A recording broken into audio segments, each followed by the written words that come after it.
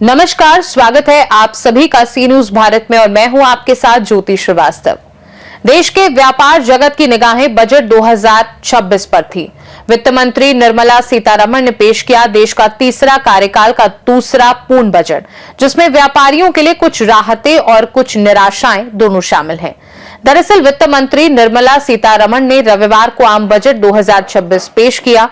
Budget में तमाम sectors के लिए बड़े ऐलान किए, लेकिन व्यापारियों की मुख्य उम्मीदें आयकर में नई छूट और कर नियमों में सुधार पर केंद्रित थी। हालांकि इस बार आयकर छूट नहीं दी गई, लेकिन आयकर छुपाने पर अतिरिक्त कर देने और निदान की प्रक्रिया को आसान बनाने वाले कदम व्यापारियों ने सकारात्मक रूप में लिया। ये पहल व्यापार जगत को पारदर्शिता और लंबी अवधि की योजना बनाने में मदद करेगी। हमने इस मौके पर इंडियन इंडस्ट्रीज एसोसिएशन के राष्ट्रीय अध्यक्ष दिनेश गोयल से भी बात की। उन्होंने बताया कि बजट में व्यापारियों के लिए कुछ आशाजनक कदम जरूर हैं। आज आया है बजट, और जब हम बजट की बात करते हैं तो ध्यान जाता है व्यापारियों की तरफ।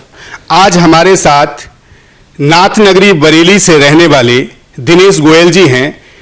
ये इस बात का इनका परिचय खास तौर पर है कि आपने अपना सफर भी शुरू करके और आज जहां तक पहुंचे हैं वो अपने आप में एक बड़ा नाम है, क्योंकि आप छोटा व्यापार शुरू करके आज एक बड़े व्यापार के व्यापारी भी हैं, उसके मालिक भी हैं। साथ में आपके टाइम पे बहुत कुछ हुआ है जिनकी एक एक परतों पे बात करेंगे, लेकिन आज बात करते हैं बजट पर, क्योंकि बजट आया है और उत्तर प्रदेश के व्यापारियों के साथ साथ देश के व्यापारियों को इस बजट में क्या क्या खास मिला है। और चूंकि आप आईआईए के अध्यक्ष भी हैं तो मुझे लगता है कि व्यापारियों को भी आपसे कुछ जानने को मिलेगा। दिनेश जी, आपका स्वागत है। आज के बजट में आपको लगता है कि क्या व्यापारियों को कुछ नया मिला? आज के बजट में बेसिकली गवर्नमेंट ने ये कोशिश करी है कि किस तरह से व्यापार कॉम्पिटिटिव हो सके और इस जनमानस में कैसे एम्प्लॉयबिलिटी क्रिएट होकर एक कंज्यूमर सेक्टर्स क्रिएट हो सके। जैसे कि उन्होंने लॉन्ग टर्म एनर्जी इस पे एनर्जी सिक्योरिटी पर बात करी और उस साथ में कुछ क्लस्टर डेवलप करने की बात करी, जिसमें केमिकल क्लस्टर्स वगैरह की बात हुई। और उन्होंने ये भी रखा कि जो एकेडमिया को कनेक्ट कर कैसे कम से कम 5 लाख से पॉपुलेशन से ज़्यादा वाले जितने भी ज़िले हैं उनमें किस तरह से वहाँ पर टेक्नीशियंस की और जो सामर्थ्य प्रोफेशनल्स हैं उनकी किस तरह से वहाँ पर हैंड होल्डिंग वो जाके करें और वहाँ इंडस्ट्री के जो लोग हैं एंटरप्रेन्योर्स एमएसएमईज उनको किस तरह स्मार्ट करें और वो ज़्यादा कॉम्पिटिटिव हो पाए, नई टेक्नोलॉजी समझ पाएँ, नए प्रोसेसेस समझ पाएँ। डिजिटलाइजेशन पर, आईटी पर उनका फोकस रहा। क्लाउड प्रोसेसेस को यूज़ करने पर भी उनका पूरा उन्होंने अनुदान वगैरह दिया। वाटरवेज डेवलप करने की बात कही गई, तो वाटरवेज बड़ा सशक्त माध्यम है, खासतौर से यूपी जैसे लैंडलॉक्ड स्टेट के लिए, कि उसके माध्यम से हम यहाँ की जो कंटेनर्स हैं हमारे वो एक्सपोर्ट हो सकते हैं। ठीक है, वो टूरिज्म में भी काम आने वाली चीज़ है, लेकिन उसके साथ साथ अगर यहाँ से वाटरवेज चलते हैं और उनकी कार्यशाला जैसे बनारस में अनाउंस करी, पटना में अनाउंस करी, तो उनके उससे यह इस एरिया का व्यापार ग्लोबल होने की संभावना प्रबल हो रही है और ज़्यादा ग्लोबल होने की संभावना प्रबल हो रही है। तो साथ में हमने देखा कि जैसे अपना टेक्सटाइल सेक्टर है, फुटवेयर सेक्टर है, उसमें आपने बहुत सपोर्ट मैकेनिज्म, डिज़ाइन का सपोर्ट, साथ में एक्सपोर्ट में प्रलोभन वगैरह बढ़ाए हैं, सिस्टम बढ़ाया है, वहाँ के स्किल सेंटर्स को सपोर्ट करने की बात करी है। तो ये चीज़ें शो करती हैं कि भी किस तरह से इंडस्ट्री की कॉस्ट कटिंग होने वाली है, किस तरह इंडस्ट्री और अच्छी तरह विकल्प में चलने वाली है। फार्मिंग में एआई को लाने की बात करी है, जिससे कि एआई के माध्यम से किसान को भी उसका लाभ हो सके और आज किसान भी शिक्षित किसान हो, काफ़ी मात्रा में हम मतलब तादाद में हमारे यहाँ है, तो वो अगर एआई का प्रयोग करके अपने फार्म को भी स्मार्ट करता है तो उसकी भी जनजीवन अच्छे होने वाला है। और उसका आयुर्वेद में, एनिमल हस्बेंड्री में जो कनेक्ट दिया है और नए कैश क्रॉप्स वगैरह भी दिए हैं, और उसके विकल्प दोनों जगह मिला। फार्मर की इनकम भी बढ़ेगी और इंडस्ट्री भी नई तरीके के विकल्प आएंगे। तो इस तरह से एम्प्लॉयबिलिटी नए नए एरियाज में, चाहे स्पोर्ट्स सेक्टर में हो, चाहे वो आयुर्वेद में हो, चाहे योगा में हो, चाहे गाइड्स वगैरह के लिए टूरिज्म सेक्टर में हो, तो हर जगह एक प्रबलता लाने की कोशिश हुई। उससे जनजीवन सामान्य होने की, अच्छा होने की उम्मीद है। दिनेश जी, क्या टैक्स में भी कुछ छूट मिलने के आसार दिखे हैं आपको? नहीं, टैक्स में देखिए मैट इन्होंने और प्रभावी करने की बात रखी, जैसे कॉर्पोरेट टैक्स में मैट लगता है, और उसके साथ साथ कुछ TDS वगैरह के प्रोविजंस में थोड़ा बदलाव लाए हैं, और STT वगैरह में और चीज़ों में बाईबैक ऑफ शेयर्स को और इम्प्रूव किया, उनको जनरल इनकम से हटा के उसको कैपिटल गेंस में लाए हैं। तो इसका बेनिफिट मुझे दिख रहा है कि प्रमोटर्स जरूर थोड़ा सा, जो अगर प्रमोटर्स अपने शेयर बायबैक कराते हैं तो उनको जरूर एक चैलेंज है, but otherwise in general tax structure में बहुत मेजर बदलाव हम देखें जिससे जनमानस अफेक्टेड है ऐसा नहीं है, लेकिन जो कॉर्पोरेट सेक्टर में जहां आवश्यक था वहां पर इन्होंने जरूर करा, जहां पर जरूर। दिनेश जी, पूरे भारत में आपका संगठन काम करता है, आपको लगता है उत्तर प्रदेश अब व्यापारी के लिए किस रूप में दिख रहा है?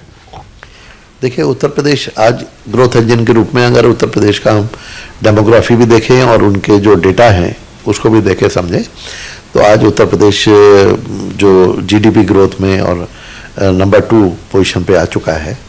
तो उत्तर प्रदेश आगे भी बढ़ रहा है, और रेगुलर यहाँ की सरकार भी डबल इंजन की सरकार अपने आप में है ही, तो इनको और यहाँ पर भी इंटेंट है आगे करने की, ग्रो कराने की, प्रदेश को एक नया मकाम देने की।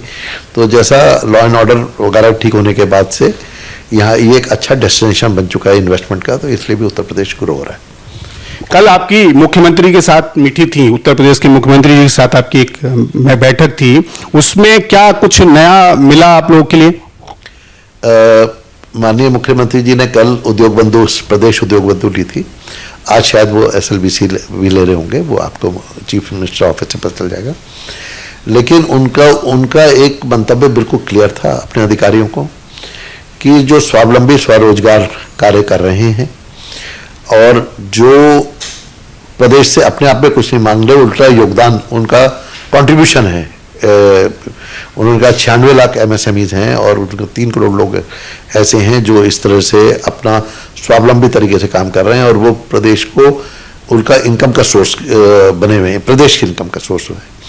उनको अगर कोई छेड़ता है या डिस्टर्ब करता है तो वो मतलब सरकार के प्रति, राष्ट्र के प्रति एक खिलाफत में काम करता है।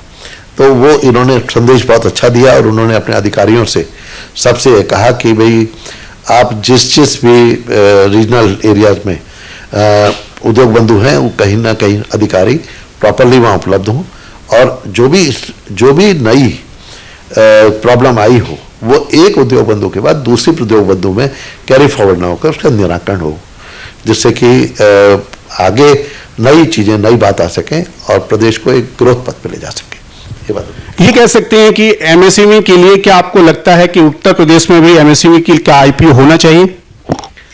IPO बिल्कुल होना चाहिए। देखिए, ऐसा है, मैं अपनी अगर उत्तर प्रदेश की बात करें, राष्ट्र की बात नहीं, तो जो भी यहाँ पर सेविंग्स हैं बैंक के माध्यम से हो रही हैं या म्यूचुअल फंड्स में हो रही हैं, वो पैसा अभी उत्तर प्रदेश में यूज तो हो रहा है, बहुत कम मात्रा में यूज हो रहा है, और हम लोग यूपी मतलब उत्तर प्रदेश इन्वेस्ट के माध्यम से, यूपी इन्वेस्ट के माध्यम से यहाँ पर इन्वेस्टमेंट लाना चाहते हैं और चीज़ें करना चाहते हैं।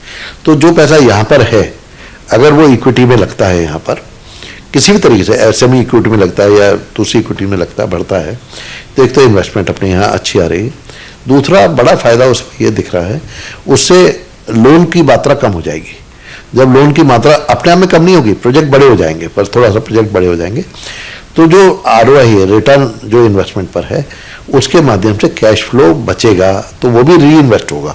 हर साल जो वापस डेट पे होने में यूज हो जा रहा है, वो भी पैसा जब रिटेन अर्निंग में बचेगा तो वो भी दोबारा इन्वेस्टमेंट के रूप में इस्तेमाल होगा। तो मुझे लगता है कि it is a good formula to use, और इसको बहुत स्पेयरिंगली नहीं यूज़ करना चाहिए, लेकिन कॉशियसली इसको यूज़ करा जाना चाहिए, बट एक लार्जर वॉल्यूम के रूप में करना चाहिए। IIA इसके लिए कुछ करेगा?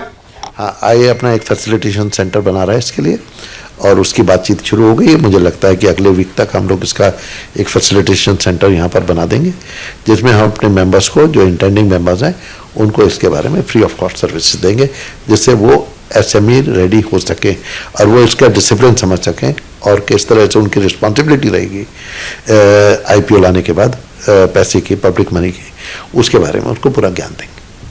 तो उत्तर प्रदेश के एमएसएमई को भी मिलेगा आईपीओ, और जैसा आपने देखा कि हमारे साथ आईआईए के अध्यक्ष थे और उनका पूरा प्रयास है कि जल्दी ही उत्तर प्रदेश के जो सूक्ष्म व्यापारी हैं वो भी अपने आईपीओ के माध्यम से बिल्कुल उसी राह पर चलें, जैसे कि आपने देखा है कि गुजरात में जब फैक्ट्रियां या कंपनियां काम करती हैं बहुत जल्दी आईपीओ तक पहुंच जाती हैं। मुझे लगता है कि इस तरह के प्रयास चाहे वो मुख्यमंत्री के माध्यम से हो या आईआईए के माध्यम से हैं, ये व्यापारियों का भला करेंगे और जल्दी ही युवा व्यापारी भी सामने आएगा और एमएसएमई भी आगे बढ़ेगी।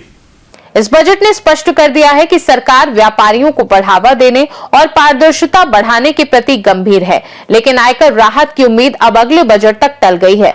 व्यापार जगत इस बजट को मिश्रित संदेश वाला मान रहा है। खास रिपोर्ट में फिलहाल के लिए इतना ही। देश दुनिया की बाकी खबरों को जानने के लिए आप देखते रहिए सी न्यूज़ भारत। हर खबर आपके साथ, आपके हाथ।